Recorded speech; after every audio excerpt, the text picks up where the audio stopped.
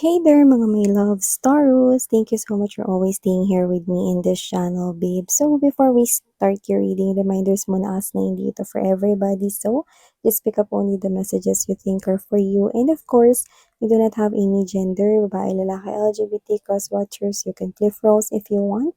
Of course, you can do that. And at the end of the day, you always have your free well, so, meron tayong other channels. Kung interested kang tumambay din sa mga yan, ang mga links ay nasa description box. Okay, so ang content natin ngayon is alamin natin, no, isang person lang yung kukunin nating energy. But this time, okay, yung specific person na nasa isip mo. Laman ng isip mo, laman ng puso mo, no? At imaginein mo yung kanya ritong face, imaginein mo, no, itong person na to, no, na iniisip mo right now so that we can get information about that person here. Okay? So while shuffling, you can do that. Okay? Thank you so much, angels and spirit guides, Archangel Michael. Thank you so much. Tell me something about this person here na iniisip ni Taurus. Ano yung nasa isipan ng taong ito na may kinalaman kay Taurus, or ano yung pwedeng iba pang malaman ni Taurus about this person here na laman ng kanyang mind at heart. Who is this person here? Tell me what's happening to this person right at this very moment. Can you please show me? This is for Taurus. Taurus. Okay, so let's go ahead, Taurus. Alamin natin, no, yung person on your mind. So, ilatag naman na natin lahat.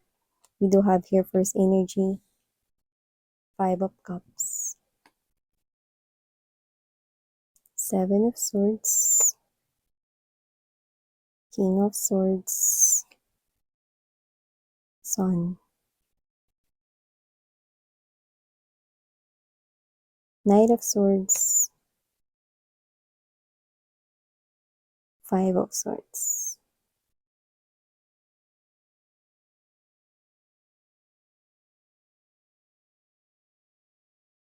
Okay.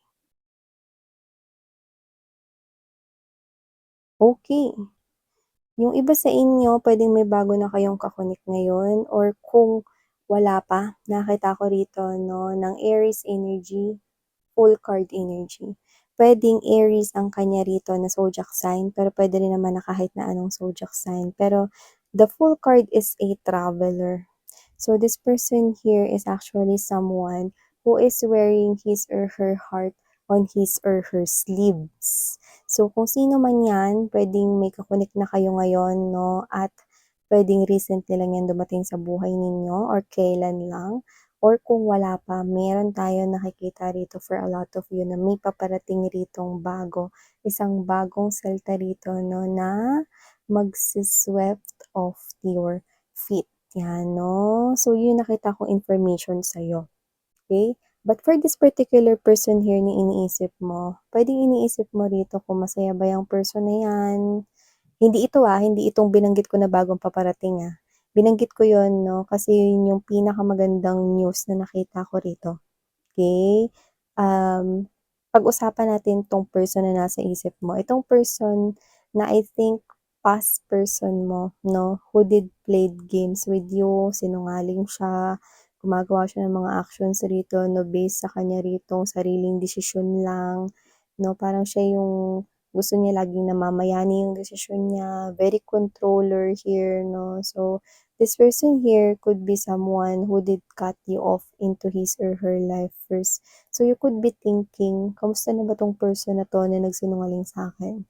Kamusta na ba tong person na to na iniyakan ko ng sobra?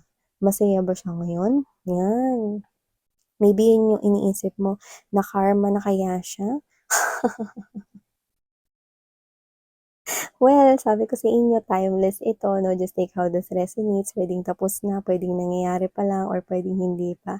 Pero kung sino man tong past person to na nakasakit ng puso ninyo, sinungaling siya, no? At pwede ring padalos-dalos sa paggawa ng desisyon at very controller din kasi gusto niya kung ano yung naisip niya, yun na yun, 'no? Parang balewala yung opinyon ninyo, 'no? So, kung iniisip ninyo kung masaya ba 'tong person na 'to, 'no, hindi siya rito masaya. At kung sino 'to, posibleng in-involve rin niya kayo sa third party at kung meron mang involvement ng third party before, nakikita ko na itong samahan nila ay toxic at kung sila pa rin ngayon, toxic ito, 'yan. Kung sino man 'tong person na 'to 'no, I think ito na yung karma niya, itong dumating na na person rito sa life niya 'no, yung tao na naging dahilan ng inyong separation. Marami rin namang mga dahilan para iwasan mo na siya 'no, at tuluyan siyang layuan. Marami rin naman naging dahilan 'no, para magtapos yung relationship ninyo kasi una sa lahat 'no, itong tao na 'to siguro nung past life niya 'no, isa siyang red flag, isa siyang kulay pulang flag. 'No, so whoever this individual is, nakita ko rito 'no, na puwedeng nag-iisip ka na kaya nangyari rin sa Pasko, hindi mo naman pinagdadasal na ma-karma siya or ano man 'no, pero iniisip mo rito na kamusta na ba siya, paglipas ng mga bagay na ginawa niya sa'kin, 'yan 'no, parang curious ka lang to know. And this angels and spirit guides answers to you. Hindi siya masaya ngayon, okey, at magulo po yung mga sitwasyon na pinapasukan niya. So, nakikita ko rito na yung gulo na yun mekos-mekos, halo-halo na 'no. Nakikita ko rito na may gulo rito 'no, pagdating sa kanya ritong pinansiyal. May kaguluhan na rin pagdating rito sa kanyang pagdi-deal sa kanyang pamilya. Yung iba naman puwedeng may kaaway rito na friend nila 'no. So, nakikita ko rito na medyo magulo yung buhay niya. Okey. At kung meron mang third party rito na kasama niya pa rin, puro away lang sila, 'yan 'no.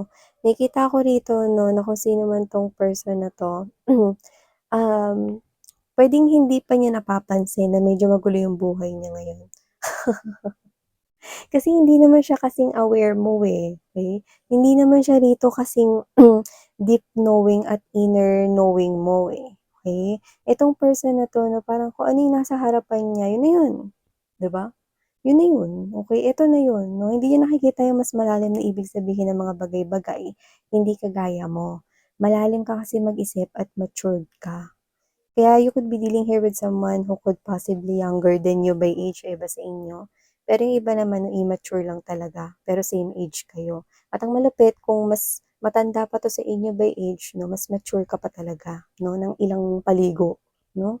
So kung sino man 'tong person na ito, Taurus, nakikita ko rito 'no na excuse me, susubukan niya 'no na na unti-untiin nasolusyonan rito yung mga parang problema niya sa life, pero nakikita ko na medyo matagal-tagal bago niya magawa ng solusyon ito or mabitiwan ito, yan oh. I think ito yung karma niya, mm. So, kung sino man 'tong person na 'to, hindi siya nag-aalala o medyo may pagka-ano yung energy niya, may pagka-greedy na may mataas yung ego. Hindi siya dito nag-aalala 'no, parang, "Ayan lang ba yung mga problema? Sige bagsakan niyo pa ako." Gano'n yung nakikita ko sa kanya rito 'no. At kaya hindi nagsa-stop itong ganitong klase ng mga situations 'no, na hinahamon siya, mga challenging situations kasi hindi siya nagigising, eh, oh. Gano'n pa din siya, sinungaling pa rin siya, padalos-dalos pa rin siya sa desisyon niya. 'Pag may naka-connect siya rito, gusto niya siya pa rin magkokontrol, hindi lang sa koneksyon na yun, pati dun sa tao na toxic nga, 'di ba? So, kung sino man 'to 'no, tama lang na nawala na kayo sa buhay nito. Kasi kung kasama niyo pa rin ito ngayon, ay naku, malamang Sharon Cuneta pasan niyo ang mundo. Pasan niyo ang daigdig dito 'no.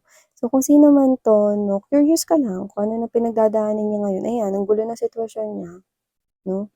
So, your ex is now dealing with his or her own karmas with S, 'yan 'no. Dahil sa hindi niya rito, pagrespeto 'no, sa kanya ritong mga naka-connect, 'yan 'no. For some reason, hindi lang 'yun sa'yo kundi sa posible ring mga iba niyang naka-connect rito before or pagtapos rin ng inyong relationship, 'yun 'no. So, whoever this individual is, nakikita ko rito na happiness is really too far. Pero yung clarity nasa harapan niya 'no, binubulag na siya ng clarity rito 'no, hindi niya pa maintindihan 'no. Kasi kung sino man 'tong person na 'to na immature siya at hindi niya nakikita yung mga meaning ng mga bagay-bagay na nangyayari 'no, sa mas malalim na dahilan, ayan 'no. So, this person, ang ano niya ngayon, ang pinagkakaabalahan niya with the Knight of Swords energy 'no and thus, Seven of Swords, ang pinagkakaabalahan niya ngayon is maghanap ng mga parang mga tulong sa, mga problema niya, yung mga susuporta sa mga problema niya, 'yan. So, puwedeng ito ay lumalapit sa mga kakilala, kaibigan 'no, kung kailangan niya ng pera or puwede rin naman sa hindi niya gano'n ka-close, may nakuha rin ako like let's say sa boss niya puwedeng hindi sila close or may mga katrabaho siya ditong nilalapitan 'no, para manghiram ng pera, mangutang, mga ganyan. So, nakita tayo ng ganyan. Meron siya ditong mga iba't ibang taong kinakausap 'no, walang pagbabago. So, nakita ko rito na itong person na 'to, hindi talaga siya rito nag-mature kahit konti 'no, lalo na kahit na matagal na kayong hindi nagkita. Pero, okey lang 'yan kasi nakikita ko rito na meron namang bagong paparating sa inyo 'no, at saka lately, nakita ko rito sumagi kayo sa isipan nitong ex ninyo 'no, pero ang nakikita ko dito 'no, yung sumagi kayo sa isipan niya 'no, pero bigla niyang sinabi rito na, "Ay wag na nga yun, bahala na siya." Parang gano'n yung sinabi niya, "Wag na nga yun, bahala na siya," 'no. So, parang siguro alam niya na 'no, na hindi niya na kayo kayang kontrolin ngayon, kaya siguro gano'n na siya. Okey, pero hayaan niyo na 'no, meron pa rito na naka-deserve ng inyong atensyon at oras, panahon. So 'yan, okey?